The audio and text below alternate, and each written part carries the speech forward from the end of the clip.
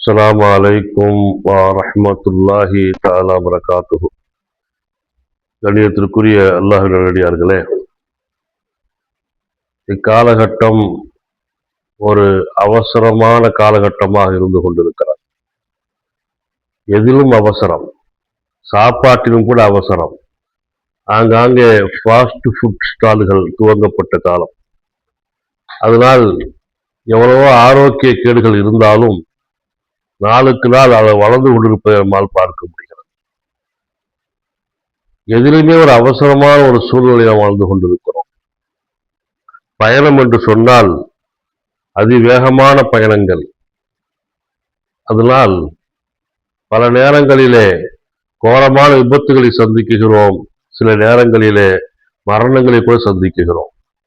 எதிலுமே ஒரு அவசரம், நிதானமில்லாத காலத்திலே வாழ்ந்து கொண்டிருக்கிறோம்.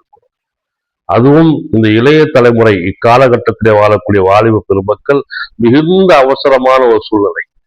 சாப்பிடும் பொழுது கூட என்ன சாப்பிடுகிறோம் என்று தெரியாமல் சாப்பிடுகின்ற பிள்ளைகளை பார்க்க முடிகிறது. ஆனால் எம்பெருமான் ஸல்லல்லாஹு அலைஹி வஸல்லம் சொல்லிக் கொடுத்தார்கள், அல் உஜ்லத்து ஷைத்தான், இந்த அவசரம் இருக்கிறதே அது ஷைத்தானுடைய செயல் என்று சொல்லிக் கொடுத்தார்கள். ஆற அமர யோசித்து ஒரு காரியத்தை செய்ய வேண்டும்.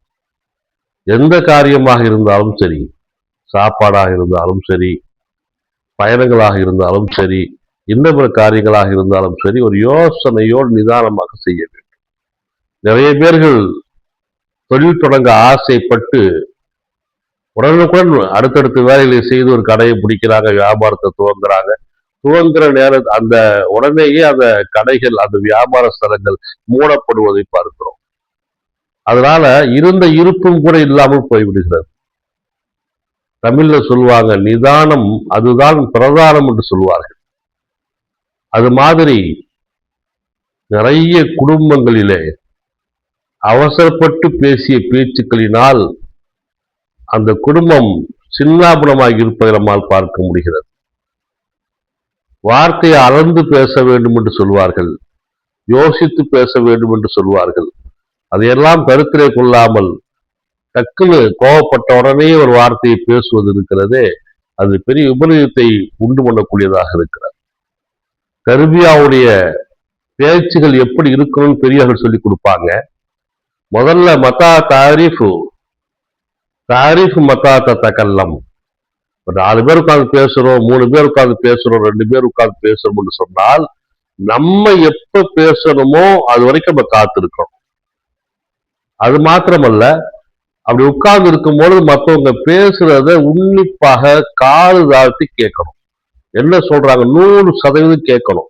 அப்படி கேட்டாதான் நம்ம பேசும் பொழுது அதை அனுசரிச்சு பேச முடியும். மூன்றாவதாக, யாராச்சும் பேசும்போது குறுக்க பேசிக்கிட்டே இருக்கக்கூடாது. அவங்க ஏதாவது சொல்ல வருவாங்க, நம்ம ஒன்று நினைச்சுக்கிட்டு அது பதில் சொல்லிக்கிட்டே இருக்கக்கூடாது. நிதானிக்க அவங்க பேச விடணும். நான்காவதாக, ஒருத்தர் பேசுறாருன்னா அதை முழுமையாக காதாழ்த்தி கேட்கறது மாத்திரமல்ல, அதை முழுமையாக நம்பவும் கூடாதுன்னு சொல்றாங்க. நல்லா காதாழ்த்தி கேட்கணும். 2வது, அதனுடைய ஆதாரங்களை ஆராய்ந்துதான் நம்பணும். இதுதான் ஒரு பேச்சுடைய அமைப்பு. எல்லாம் தெரிஞ்சு நம்ம பேசினாதான் நம்ம பேச்சு இருக்குதே அந்த சபையிலே முத்தாய்ப்பாக இருக்கும்.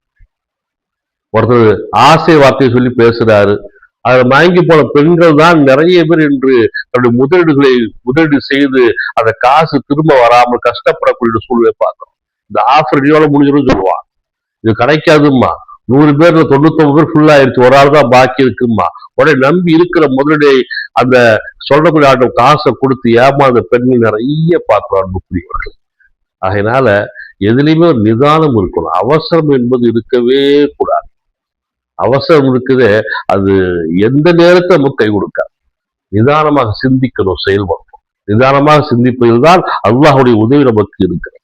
அதே நேரத்தில் அங்கேக்குரிய பெரியவர்கள் சொல்லுவாங்க, நிதானமாக வாழ வேண்டிய அதே நேரத்தில் ஒரு 5 விதமான சுண்ணத்தான காரியங்களை அவசரமாக செய்ய வேண்டும், துரிதமாக செய்ய வேண்டும் சொல்லிக் கொடுக்கிறாங்க. எல்லாரும் நிதானமா தான் செய்யணும். இபாதத்து தொழுகிறோம், நிதானமாக தொழுகணும். நல்ல காரியங்கள் செய்யணும், நிதானமாக செய்யணும். ஆனால் இந்த 5 சுண்ணத்தான காரியங்களை மாத்திரம் கொஞ்சம் துரிதமாக செய்யணும் சொல்லிக் கொடுத்தாங்க. அதுல ஒன்று நம்ம வீட்டுக்கு யாராச்சும் விருந்தாளிகள் வந்தாங்கன்னா வந்த உடனேயே நம்மால் என்ன முடியுமோ அவங்களுக்கு சாப்பிட கொடுக்கும். ஏன்னா வரவங்க 5 நிமிஷமும் இருப்பாங்க, 10 நிமிஷமும் இருப்பாங்க. சில பேர் நின்றுகிட்டே வந்த விஷயத்த சொல்லிட்டு போயிடுவாங்க. கல்யாணக்காக சொல்ல வரவங்க சொல்லிட்டு போயிடுவாங்க. அதனால நிதானிக்காமல் விருந்தாளிகள் வீட்டுக்கு வந்தால் வந்த மாத்திரத்திலேயே நம்மகிட்ட என்ன இருக்குமோ அதை கொடுக்கும். சகோதர மதத்து வீட்டுக்கு போனா நம்ம பார்க்கிறோம். போன உடனே ஒரு கிளாஸ் தண்ணியை கொடுத்து பேசுற போதுதான் அவங்க பேசவே ஆரம்பிக்கிறாங்க. நல்ல பழக்கமாக இருக்குது. அது ஒரு முக்கியமான சுண்ணத்தாக இருக்கு. விருந்தாளிகள் வந்தால் தாமதப்படுத்தாமல் எந்த யோசிக்க அவங்க சாப்பிட்டு வந்திருப்பாங்களோ, பக்கத்துல சாப்பிட்டு இருப்பாங்களோ அப்படின்னா நம்ம யோசிக்க வேண்டியதில்லை. நம்ம வீட்டுக்கு வந்திருக்கிறாங்க, நமக்கு என்ன இருக்குதோ அதை துரிதமாக கொடுக்கும். இரண்டாவது, ஒருத்தர் வஃபாத்தாகிவிட்டார் என்று சொன்னால் அந்த ஜனாசாவை காலதாமதம் செய்யக்கூடாது. அவருடைய மகன் வரணும், மருமகன் வரணும், மகன் வரணும், இது மாதிரி சின்ன சின்ன காரணத்துக்காக வேண்டி காலதாமதம் செய்யாமல் உடனுக்குடனே அந்த ஜனாசாவுக்கு மரியாதை செய்ய வேண்டும். ஜனாசா குளிப்பாட்டப்பட வேண்டும், தொலை வைக்கப்பட வேண்டும், தஃபன் செய்யப்பட வேண்டும். ஜனாசாவுடைய விஷயத்திலே எவ்வளவு வேகமாக செய்ய முடியுமோ அவ்வளவு வேகமாக செஞ்சு அவர் செய்ய வேண்டிய காரியங்களை செஞ்சு முடிக்கும். இது இரண்டாவது.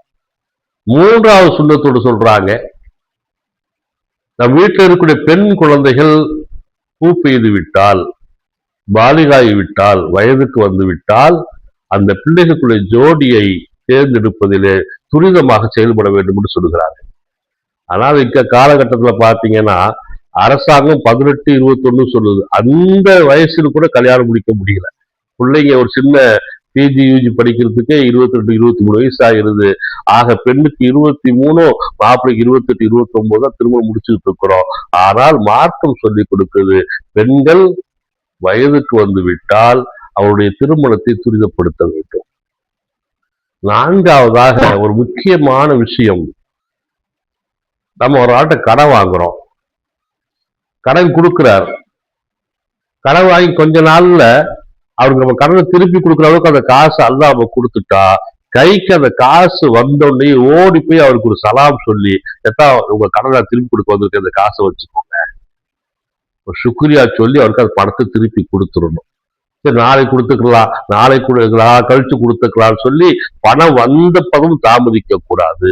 ஒரு ஆள்கிட்ட கடன் வாங்கி திருப்பி கொடுக்குற சக்தி அல்லாஹ் கொடுத்துட்டான்னு சொன்னா உடனே என்ன செஞ்சிடணும், ஓடி போய் கடனை கொடுத்து, கடனாளி இல்லை, நம்ம இந்த கடனாளி இல்லைங்க நல்ல பேரோட செஞ்சிடணும், வாழ்க்கையை துவங்கிறோம்.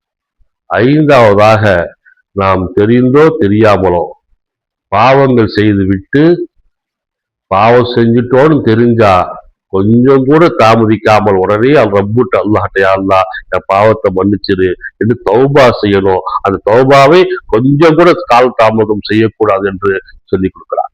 ஆக 5 விதமான சுன்னத்துகளை நாம் நிதானப்படுத்தக்கூடாது, துரிதப்படுத்த வேண்டும். வீட்டுக்கு விருந்தாளிகள் வந்தால் உடனடியாக உபசரிக்க வேண்டும். மவுத் ஏற்பட்டால் அதுக்குண்டான காரியங்களை செய்ய வேண்டும். வீட்டில் பெண் பிள்ளைகள் போய் பெய்தால் அவருக்குள்ள ஜோடிகளை தேர்வு செய்ய வேண்டும். நான்காவதாக, கடன் பெற்றவர்கள் அந்த தொகையை திருப்பி செலுத்தக்கூடிய அமைப்பு ஏற்பட்டால் உடனடியாக திருப்பி செலுத்த வேண்டும். ஐந்தாவதாக, செய்த பாவத்திற்கு உடனடியாக தௌபா செய்ய வேண்டும். அல்லாஹ் ஜல்ல ஷானஹு வ தஆலா எல்லா சுன்னத்துகளும் நிறைவாக செய்யக்கூடிய தௌஃபீக்கை உங்களுக்கு உனக்கு நசீபாக்குவானாக. வாஹிரு தாவானா அல்ஹம்துலில்லாஹி ரப்பில் ஆலமீன். அஸ்ஸலாமு அலைக்கும் வரஹ்மத்துல்லாஹி வ பரகாத்துஹு.